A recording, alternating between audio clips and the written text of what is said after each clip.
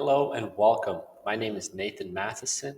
I am a realtor with John L. Scott, and I am thrilled to welcome you all to the inaugural episode of my podcast, RE Radar. What's my goal of this podcast? To become your trusted guide through the complexities of real estate. RE Radar, I hope, becomes your one stop shop for buyers, for sellers, and really for just anyone captivated by the interesting nature of real estate. Because real estate is interesting. It is an industry full of unique deals left and right. Everything is different because every house is different. So, if you're looking to buy, if you're looking to sell, or if you just are curious about real estate, I believe this can be a great podcast for you. Now, things that I'll be doing here on RE Radar is trying to go beyond the basics. At times on RE Radar, I'm going to be diving into real life scenarios that happened in real estate transactions. And then I'm going to be kind of analyzing them and trying to figure out what went wrong, what could have been changed, and those type of things. Trying to help you all learn from others' mistakes to then make yourself better. Now, not only will I be doing solo episodes, I will also be doing episodes with guests. So some of the times I'll have on maybe another real estate broker, could be a mortgage lender, could be an inspector, there's so many different fields within the real estate industry that it's not just brokers.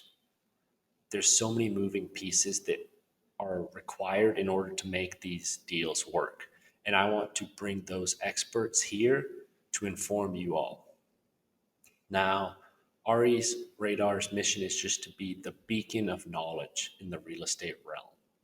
With these diverse range of topics that I'll be covering, those interviews, I'll be doing case studies, market analyses, Q&As with listeners. Just RE Radar promises to be your ultimate educational resource for all things real estate. Now, for this first episode, let's just jump right into it. On this inaugural episode, I'm going to be starting off with those common questions people often will have when looking at real estate. And I'm going to be trying to do at least one question, more likely two questions every single episode, because I think they're extremely helpful. Because if one person is wondering this, or if a lot of people are wondering this, then it's just something that will add value to this show and will help people. So for the first question I'm going to be tackling is, how do I prepare my home before I sell it? A great question, because if you're looking to sell your home, you want to know what you can do to maximize your profits, or sometimes you're not even looking to maximize your profits, but you want to know what you can do to achieve what you want. And now, the reason I led up with it like that is there's different scenarios. Every seller is different. Sometimes they actually don't always want to just maximize the most profit. Maybe they're trying to get out of the home quickly. They need to do something. Something came up. So there's different things that these people can do that people who are maximizing their profit won't do or will do, vice versa. You know what I'm saying? So every scenario is different. Now, first scenario kind of I'll be looking at is, let's say a seller doesn't have much money to put into the home and they're kind of trying to just offload as is. Do you want to sell a home as is usually? Usually not, because often that home won't be in the best of condition. If this homeowner is trying to sell it like this, perhaps they haven't been taking the best of care with it. Now they're just in financial issues and trying to survive. So what do you do in this scenario? The homeowner can't really put any money into it. Well, I would do at least a deep clean of the house, try to clean the walls, clean the floors, clean every single aspect of this home. And then also, of course, get rid of as much clutter and get rid of as much furniture if possible. You want the home to be as clean as possible, and you want the clutter gone. You want all that junk out of the place. You want someone to be able to come in and look at this home and say, oh, okay, it's pretty nice. That's nice. I like it. I like it. I'll take it. You know what I'm saying? That's what you want. And now, if you do have a little bit of money that the seller can spend, or perhaps the agent, then staging. I would highly recommend staging. Staging is a huge component of selling a home, so much so that I'm going to at one point try to get a stager to come on and be one of those experts that I interview, because staging is such an interesting component of selling a home, as it can truly make or break a listing.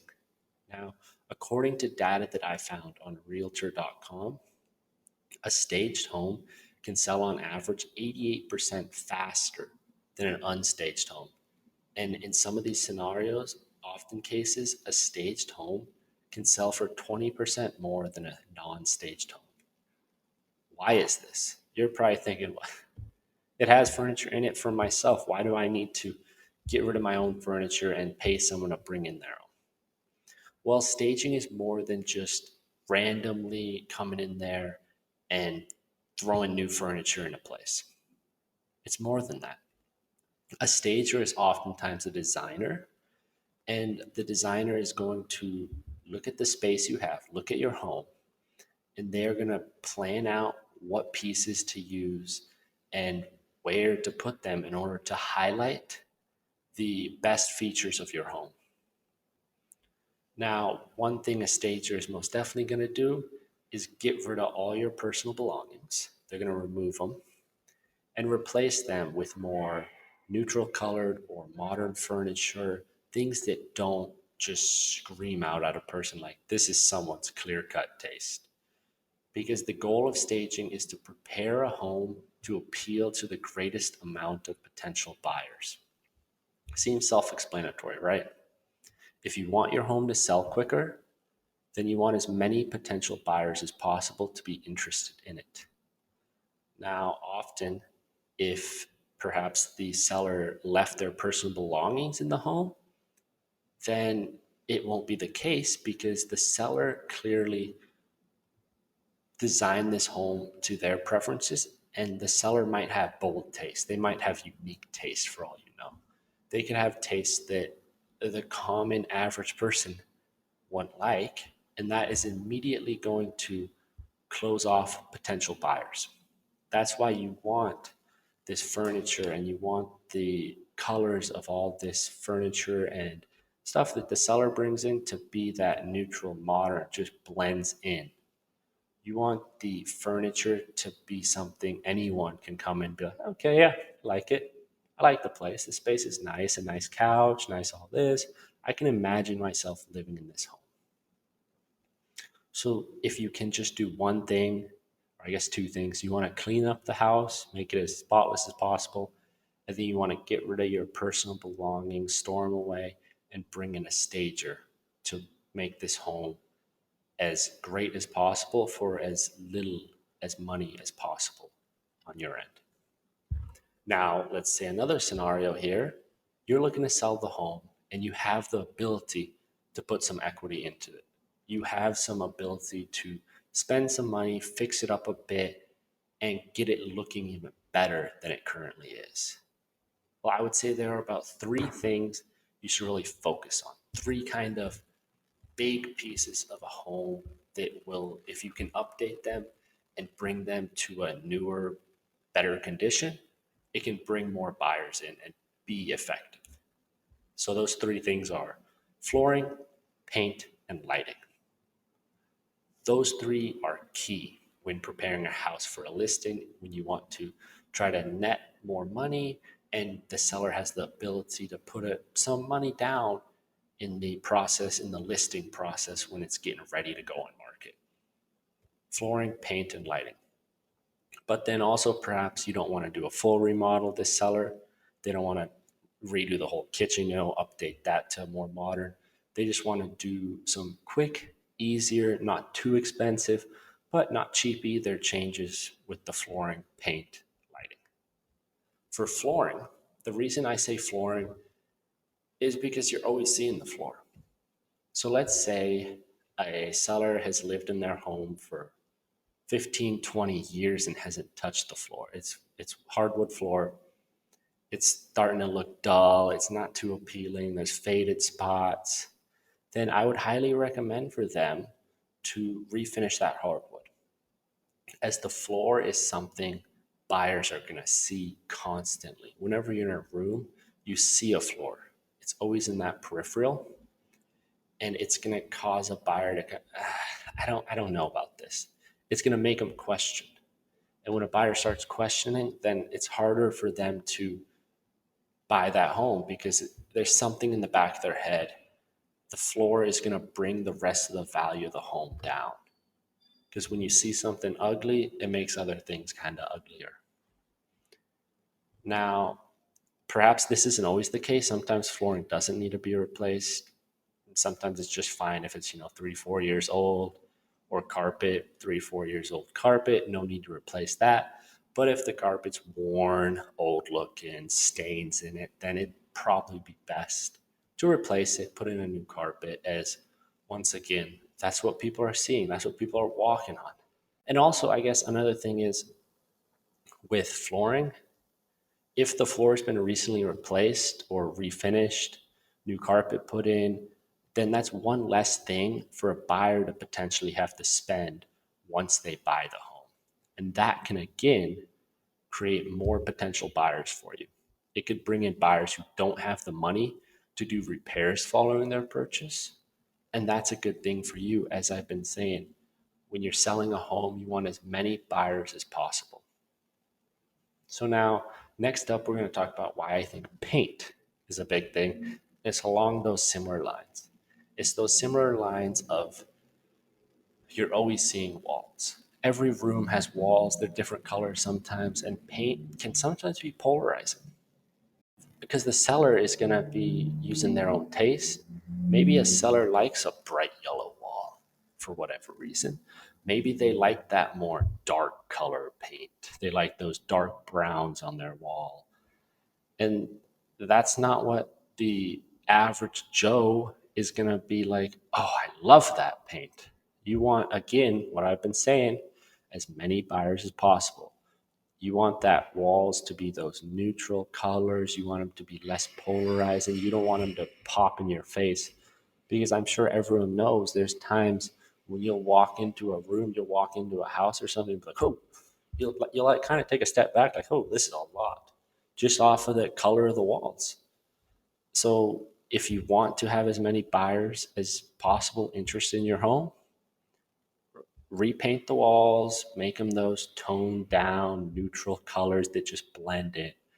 Because, I mean, a paint color isn't going to sell your home, but it could stop it from selling because perhaps a buyer really likes the place, but they're like, oh, this paint is horrible. It's so bad.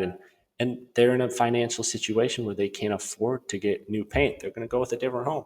Or there's two homes they love, they like the paint or are fine with the paint colors in one home, and they're like a little iffy on your home, they're going to go with that other home.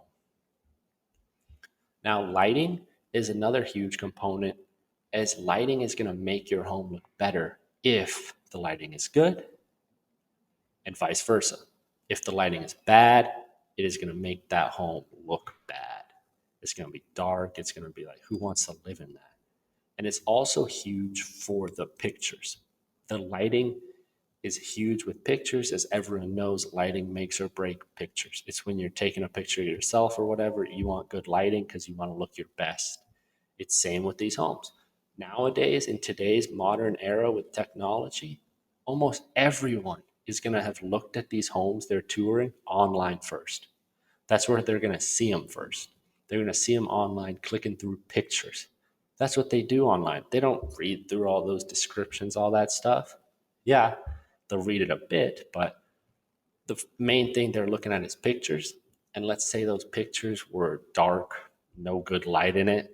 They're instantly going to be turned off a bit by that home. Now, getting into a little more specifics for bedrooms, you'll usually want around 2700 Kelvin for the brightness, while in the living areas, you'll aim for around 3 to 3500 Kelvin in the lights. Now, of course, this is dependent on natural light, how much a home gets, how much it doesn't get. If it's got big wide, big, long, tall windows that just bring in all the great sunlight, nobody in front of you blocking it, then you can probably go with a little dimmer lights because that natural light will make up for it. So not only are the lights about the brightness, but it's also about the fixtures. Every year there's a new great light fixture that comes out. And sometimes you're like, oh, this is great. Let's buy it. Let's put it in the home. Boom. There you go. It looks great. It's amazing. Fast forward 10, 15 years, you're looking to sell your home.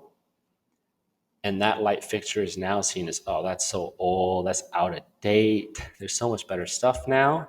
Well, maybe you should replace those light fixtures, put in more modern light fixtures, and just things like that. Things that fit the home and fit the current era of homes. So if there were really just one theme to sum all these up, it would be to direct your home to as many potential buyers as possible. A house that is high in demand will sell more quickly and for more money. Now, that about wraps up that question. And of course, if you have any more questions about that, feel free to contact me and I can help you out directly. But for the next question we'll be going over is why a home's assessed value is often different from the market value. So before I answer those questions, let's get into the definitions of these two terms. What is an assessed value? An assessed value is the dollar value assigned by a county assessor for tax purposes. A market value is the actual value of a property when placed on the open market and is then determined by buyers and sellers. So, what are the differences in these two values? Well, who determines them is different. An assessor, well, the market value is determined by the buyers and sellers. What does this mean? Well, they're doing it for different reasons again. Why is an assessor doing this? It's for tax purposes. Why is a buyer or seller doing this? Well, because they want to live in the home or they're selling the home and moving. The why is huge because a county assessor could care less about this home. They are doing thousands of these. Nowadays, with technology and all, it's an automated system that's doing a lot of this work. And an assessor is really also not looking at the home like a buyer or seller, as an assessor isn't even actually going to see the home in person. They're not going to the home. They're getting all their information from online. They're looking at the tax records. They're just looking at, how many bedrooms there are, how many bathrooms, square footage. Yeah, they'll look at comps in the neighborhood, similar homes, and location is a factor, square footage. But in the most case, assessor isn't going to be doing a very deep dive in a property, whereas a buyer most definitely will be doing that.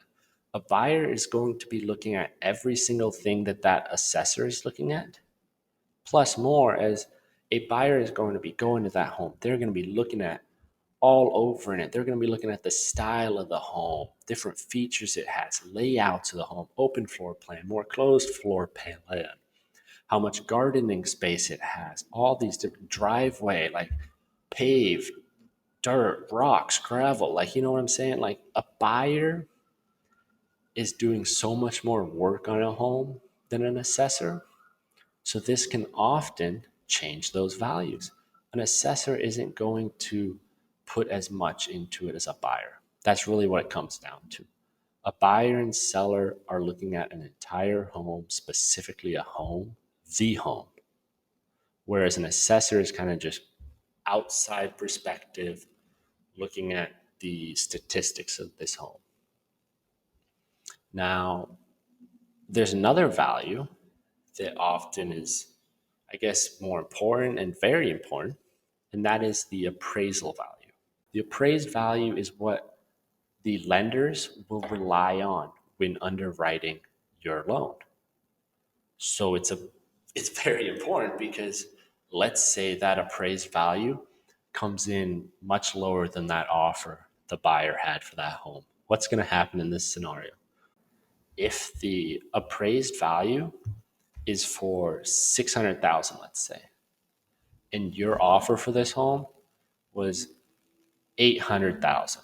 You're looking to get a loan for 800,000 on the home, whereas this appraised value that the lender is using to underwrite this loan is only 600,000. That's a big gap there. So what are you going to do?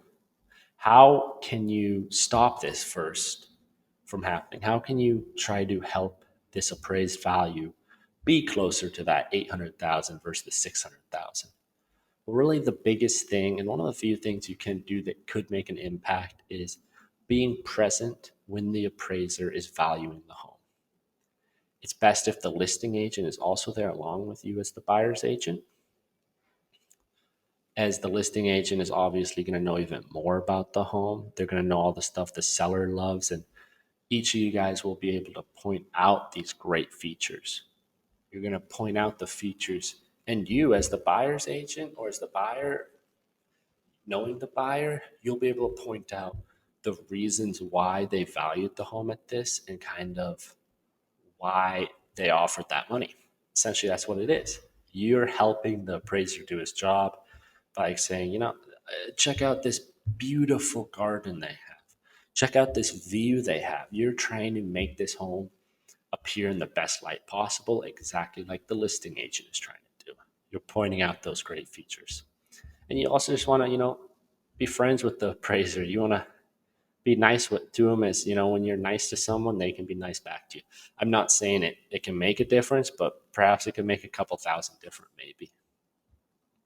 Now let's say, like I was saying earlier, this appraised value and your buyer's offer are not close.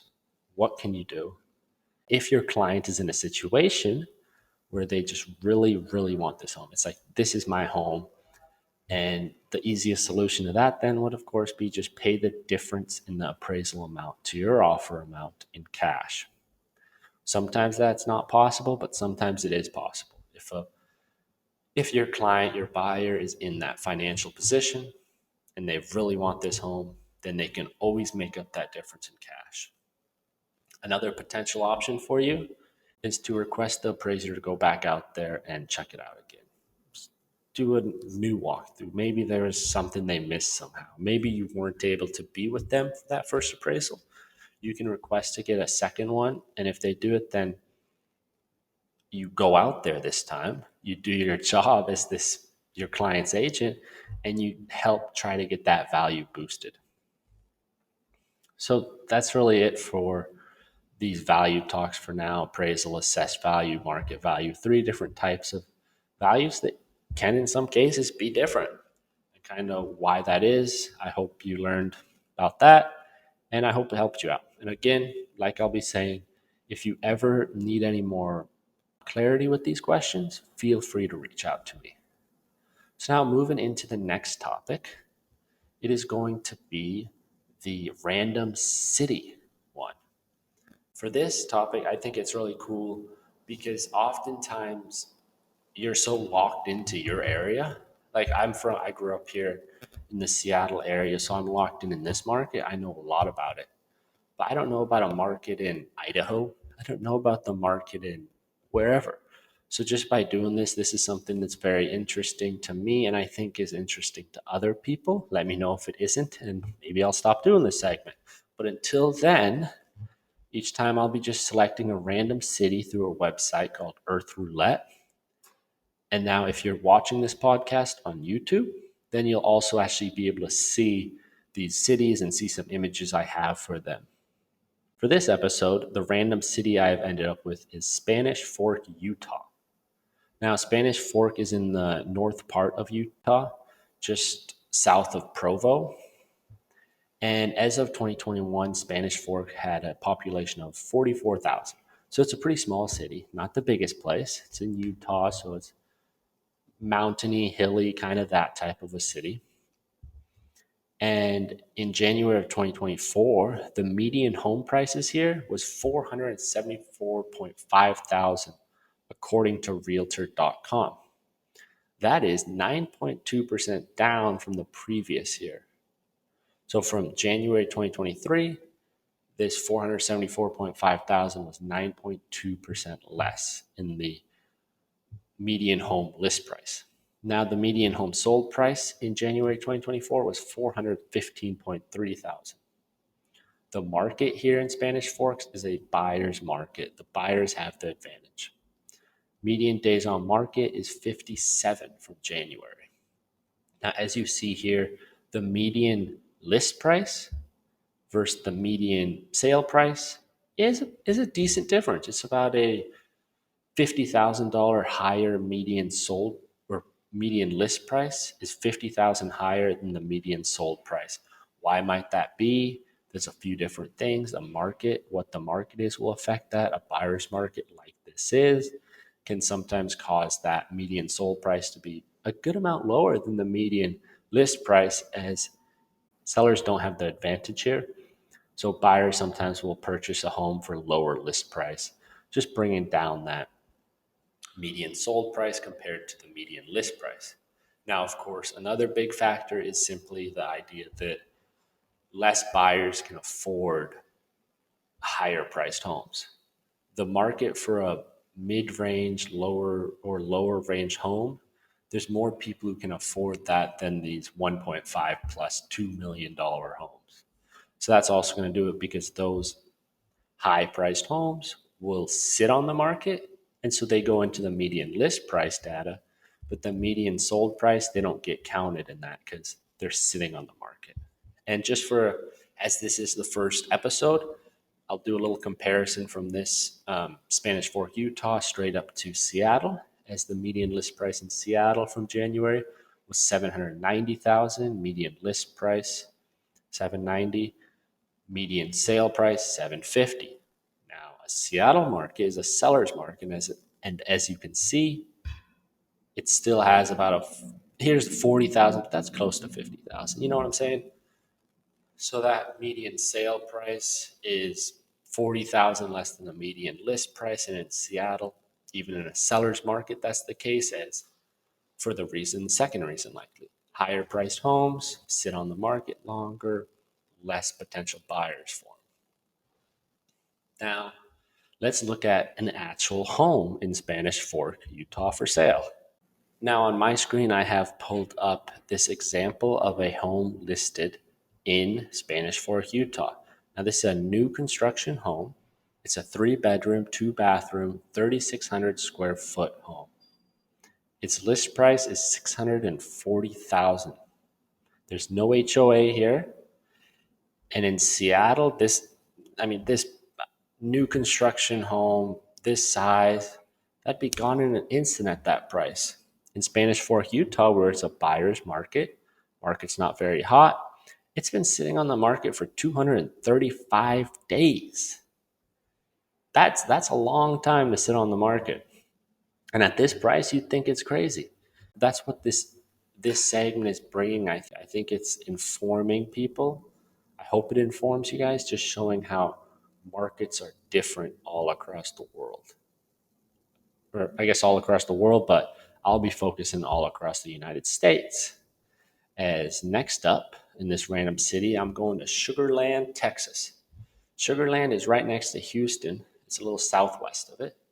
And as of 2021, Sugar Land's population was 109,373. And as they say, Texas, everyone's moving to Texas from California. Texas is the spot to be. Well, not Sugar Land. Sugar Land is actually decreasing in population. Now it's a slow rate, but still decreasing. 2020 census was 110,882. Well, 2024 is 109,074. So a 1.58% decrease. What has that done to the Sugar Land real estate? Median list price in Sugar Land this past January, 519,000. A little higher than you guys were probably expecting. Well, it also happens to be 13.1% higher than this past January. So January 2023, real estate was 13.1% less than 519,000. What is going on where you're thinking, Sugar Land, why is the prices going up? People are leaving. That's what it is. Sometimes population doesn't directly affect the whole home prices, there's a whole lot of factors that go into it. Now, again, like I said with Utah, the Utah spot, median home sold price in Sugarland was 414.1 thousand. So that's about $105,000 less than the median home list price. Now, according to Realtor.com, Sugarland has a sale to list price of 97.7%. So what that means is homes sold for 2.23% below list price on average this past January, making it a clear buyer's market. With a declining population, being a buyer's market makes sense. Now, the example home for Sugarland is this 2008 4-bedroom, 3.5 bathroom, 3,688 square foot home listed for $775,000. It is a beauty, and it is also already pending. So it went pending. It was on the market for 13 days. That's a good turnaround time because the median days on market in Sugarland from January was 33 days. So this home clearly was something that was of value and something people were looking for. Now, that is just about all the time I had. This episode's gone a little bit longer than I was shooting for. So I'm going to wrap it up here. I just want to thank you all for tuning in to the inaugural episode of RE Radar. I hope everyone who tuned in today will tune in to episode 2, which will also be just jam-packed with new information for you guys and be that resource for everyone looking to learn a little more about real estate, whether you're a buyer, first-time home buyer, second time, it doesn't matter, buyer, seller, or just already own and you're just interested in learning more. I hope you all tune in. But for now, all I got for you is adios.